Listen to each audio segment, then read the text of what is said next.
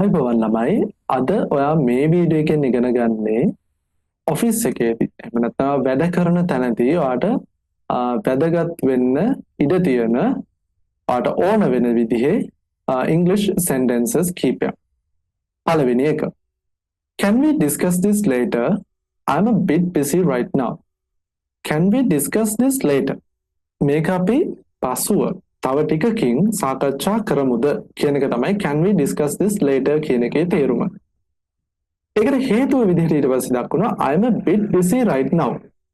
I'm a bit busy. busy කියන්නේ කාර්යබහුලයි කියන එකනේ. I'm a bit busy කියන්නේ මම ටිකක් කාර්යබහුලයි. right now කියන්නේ මේ වෙලාවේ. හරිද? Can we discuss this later? අපිට මේක තව ටිකකින් කතා කරන්න පුළුවන්ද? I'm a bit busy right now. මම මේ වෙලාවේ ටිකක් කාර්යබහුලයි. මම මේ වෙලාවේ ටිකක් කාර්යබහුලයි. ඊළඟට let me check and get back to you. let me check and get back to you. සමහර විට කස්ටමර් කෙනෙක් වෙන්න පුළුවන්. එහෙම නැත්නම් ඔයාගේ ඔෆිස් එකේම තව වෙනත් කෙනෙක් වෙන්න පුළුවන්. මොකක් හරි දෙයක් ඔයාගෙන් අහනවා මොකක් හරි දෙයක් ගැන. එතකොට ඔයාට කියන්න ඕනේ මම චෙක් කරලා බලලා ඔයාට කියන්න. මම චෙක් කරලා බලලා ඔයාට කියන්න. ඒක ඔයාට ඉංග්‍රීසි වලින් කියන්න පුළුවන් let me check and get back to you. let me check and get back to you. තමයි මේවා ලියා ගන්න, ලියාගෙන පාඩම් කරගන්න.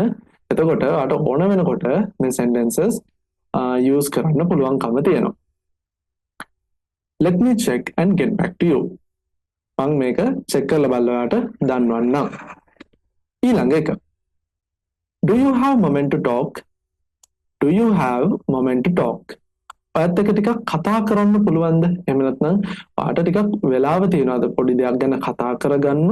ඔයාට වෙලාව තියෙනවද කියන එක තමයි මේකේ තේරුම. do you have moment to talk? do you have moment to talk?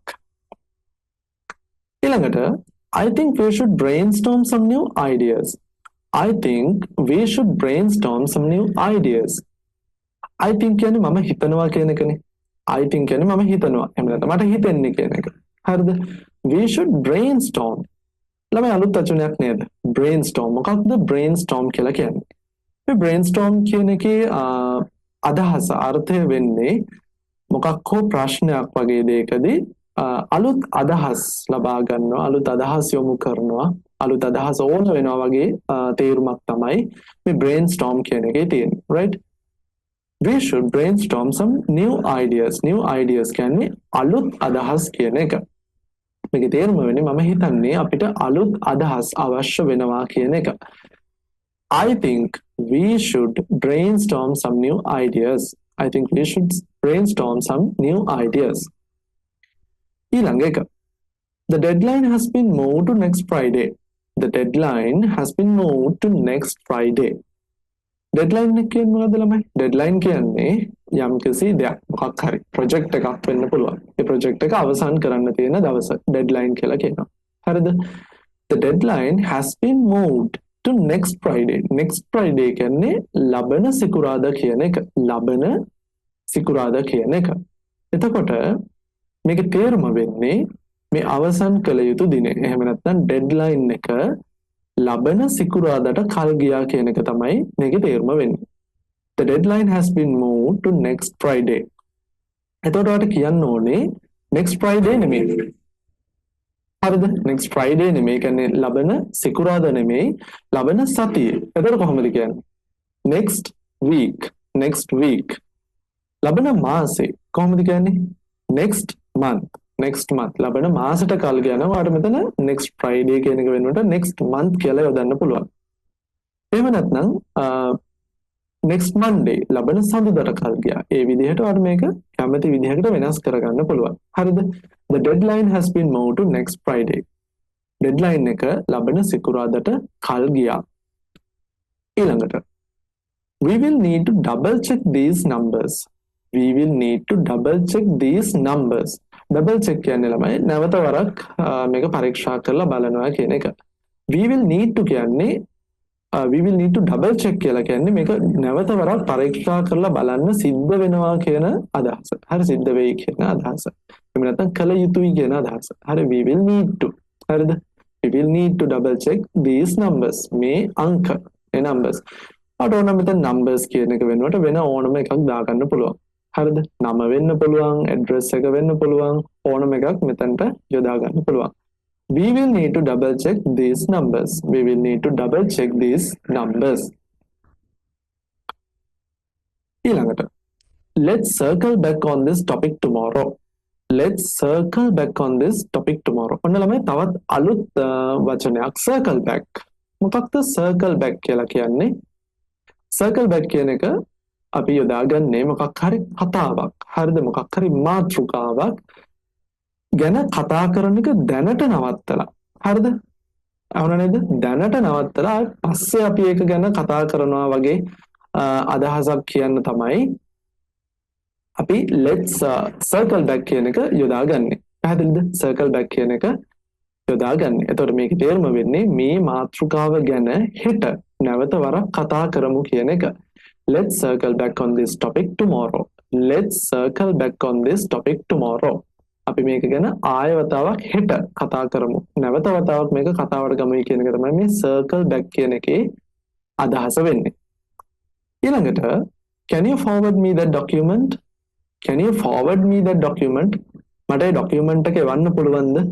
මට ඒ document එක එහෙම නැත්නම් ලිපි ගොනුව ඒ ලේඛනය මට දෙන්න පුළුවන්ද? මට එවන්න පුළුවන්ද කියන එක තමයි මේකේ තේරුම.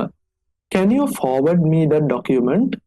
Can you forward me that document? ඊළඟට let's table this topic for now and revisit it later. අපි ඉස්සෙල්ලා කතා කරේ මොකක්ද? ආට මතකද? අපි ඉස්සෙල්ලා කතා කරා circle back. ඒ කියන්නේ අපි මේක ගැන නැවත පස්සේ කතා කරමු කියන එක circle back. Right? දැන් මෙතන තියෙනවා table this topic. Table this topic කියලා කියන්නේ ළමයි යම්කිසි මාතෘකාවක් යම්කිසි කතාවක් නවත්තනවා කියන එක. ඒක తాවකාලිකව අත්හිටවනවා නවත්තනවා කියන එක තමයි මේ table this topic කියන එකේ තේරුම වෙන්නේ. හරිද? අලුත් දේවල් ඒවා ලියා ගන්න. හරි? Let's table this topic for now. අපි දැනට මේක කතා කරන එක නවත්තමු and revisit it later. අපි පස්සේ ආයෙත් මේක කතා කරමු. මේ ගැන සාකච්ඡා කරමු කියන එක තමයි මේකේ තේරුම වෙන්නේ. මීටින් එකකදී ඔයාලට මේක කියන්න පුළුවන්. Let's table this topic for now. අපි දැනට මේක කතා කරන එක නවත්තමු. මොකක් හෝ හේතුවක් නිසා. සමහර විට අදාළ කෙනෙක් ඇවිල්ලා නැහැ. එහෙම නැත්නම් අවශ්‍ය කරන මොනවා හෝ ඩීටේල්ස් ටිකක් දැනට අපි ගාව නැහැ නම් අපිට ඒ වගේ වෙලාවකදී අපිට කියන්න පුළුවන් let's table this topic for now. අපි දැනට මේ කතාව නවත්තමු and revisit it later. And revisit it later. අපි පස්සේ මේක ගැන ආයෙමත් කතා කරමු. revisit කියන්නේ අපි මාතෘකාවට ආයෙමත් එමු කියන අදහස තමයි මෙතන තියෙන්නේ. revisit it later. හරිද? ඊළඟට your work on this project is very impressive. Your work on this project is very impressive. Your work කියන්නේ ඔයාගේ වැඩ ටික එහෙම නැත්නම් කරපු විදිය මේ වැඩේ කරපු විදිය on this project. හරිද? මේ project එකේ වැඩ කරපු විදිය is very impressive. very impressive කියලා කියන්නේ හරිම ආකර්ශනීයයි. සිත් අද ගන්නා සුළුයි කියන එක. Your work on this project is very impressive. මේ ව්‍යාපෘතිය කරපු විදිය එහෙම නැත්නම් මේ ව්‍යාපෘතිය වැඩ කරපු විදිය ඉතාමත්ම ආකර්ශනීයයි අනර්ගයක නියමයි කියන එක තමයි මේකේ තේරුම වෙන්නේ.